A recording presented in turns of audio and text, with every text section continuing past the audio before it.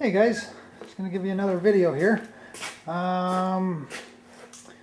Today we're going to try and power up this fuse block. Make sure everything's going to read properly. Basically connect the computer into it, and I'll plug my laptop into the car, and I'll see if the ECM's online, go through and check all the circuits, make sure they're reading properly and stuff like that. So basically what I've got is we had a junk vehicle at the shop, and I asked the boss if I could borrow the computer. He said not a problem. So this won't start this vehicle just because it requires theft deterrent signal. But I don't have a theft module or a body control module in this thing. But I mean, I could put one in and then do the programming myself, but then I'll have the engine light on all the time just because of I can't go in and alter the program. I can only use the GM programs. So that's why I need to go with that company. I think they're out of Idaho.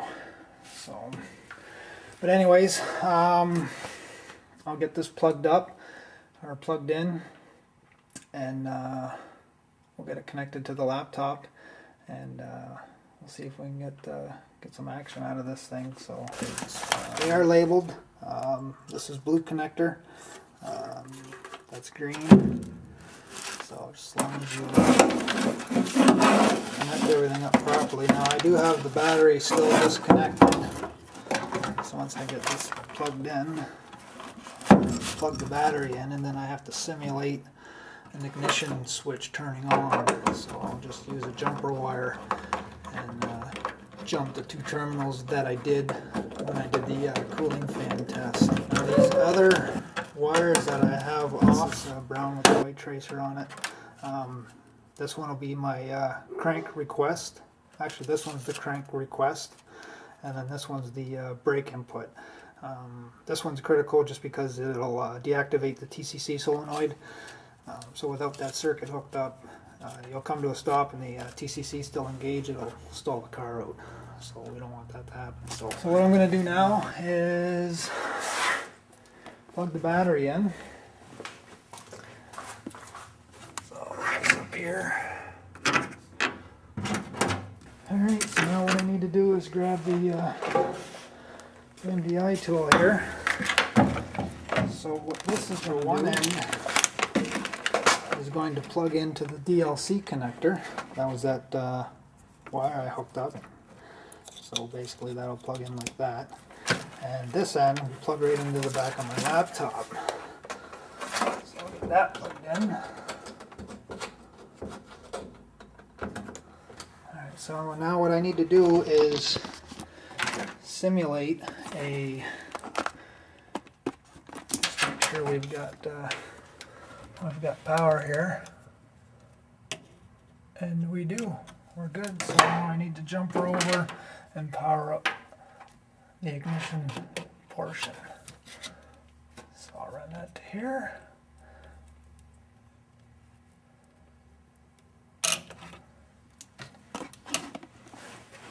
Alright, so computer's powered up, so I don't know if you guys can see the computer screen here. Alright, so we're going to enter the vehicle diagnostics. I'm going to put in a 2005. That's what it came out of.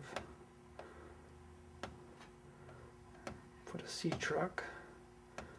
Go on to powertrain, go to 5.3.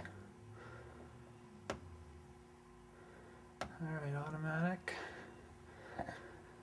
Alright, so let's see if we're actually talking to this thing. So we can go into engine data, engine data 1.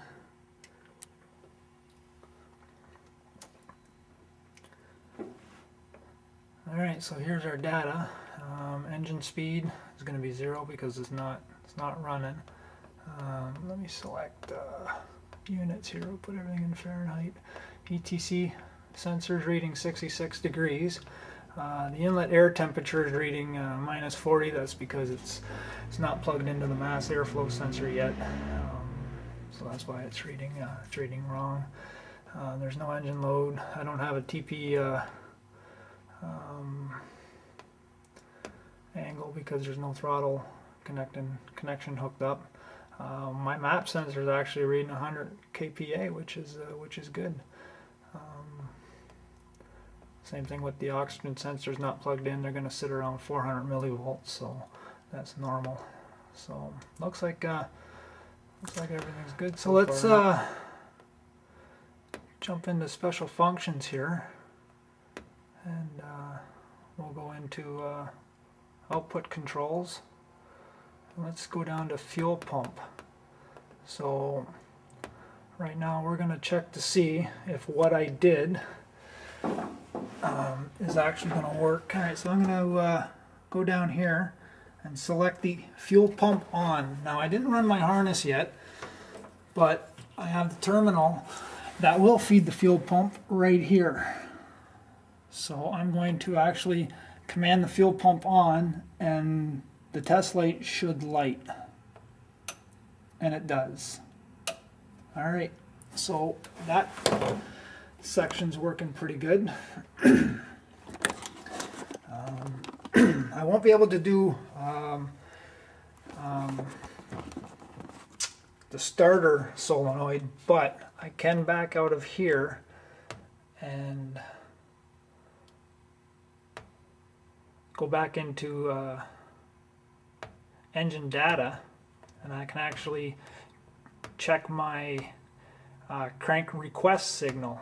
So when I put the ignition switch into crank, it's going to this wire here that I showed you earlier for the crank request signal, that should change the status on the thing here. Just let me find where the crank signal is.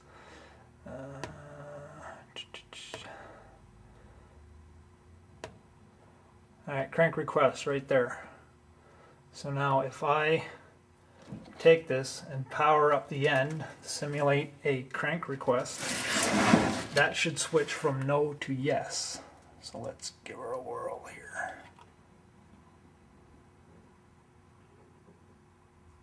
And it does. So my crank request is being monitored, which is good. Now it's not engaging the crank relay, the starter relay, just because it doesn't see the theft signal from the BCM. So that's why I don't have starter engagement right now. But the program that I'm getting from that company will bypass the theft deterrent, so it'll actually won't need that input. It'll just power up the starter relay and start the motor. So we'll go back into special functions here. We did test my cooling fans on the table or on the bench, but I only tested the control side. I didn't actually test the command side. So now what I want to do is have the ECM actually control the cooling fans. So here it is here, fans, and so cooling fan relay 1, that should give me my low speed. So let me turn it on and we'll see if we can hear the fans kick on. Alright, good. So the low speed is on. Turn them off. So we'll back out of here and we'll go to cooling fan relays 2 and 3. So that should give me high speed.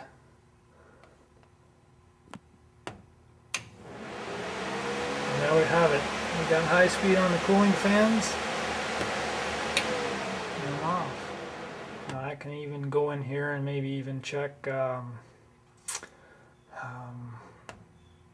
know, I can do go into fuel system, do an actual injector balance test, but this test here actually requires to have fuel pressure, fuel gauge, and then you actually command the injector on, and it will activate the injector, and then you calculate your pressure drop after after it activates, and then you can compare it to the other 7 cylinders and then see if you got a higher or lower drop than the other ones. So well, we can actually just do it just to activate it.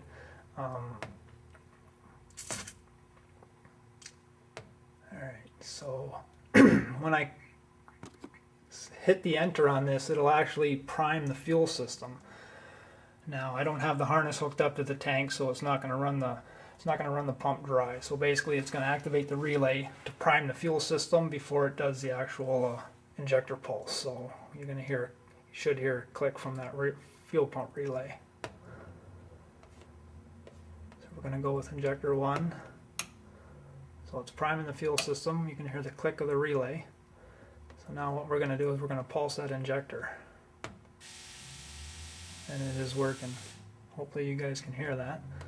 So cool. So it looks like everything I've done here so far is working, which is good. So now I'll probably write everything down that I need to order my ECM with the program and get this company to maybe ship me out an ECM, and then I can do the final hookup and go through. I want to start this thing so bad, but I don't want to run into the issue of filling all the fluids, and then during teardown, you know what I mean, just run into a mess of, you know, because you don't get everything out, and shit laying around, leaks, and I hate mess. But anyways, we'll see. Yeah, other stuff with this, you know, you can go in and check, you know, you got misfire data. So if you got a cylinder that's misfiring, it'll actually count up so many counts. It'll even keep a history of the misfires. So I mean, if you get a DTC code of P0300, you can go back here and see how many counts it's got, and then go back up and actually see the current misfires. So it's pretty but yeah, neat.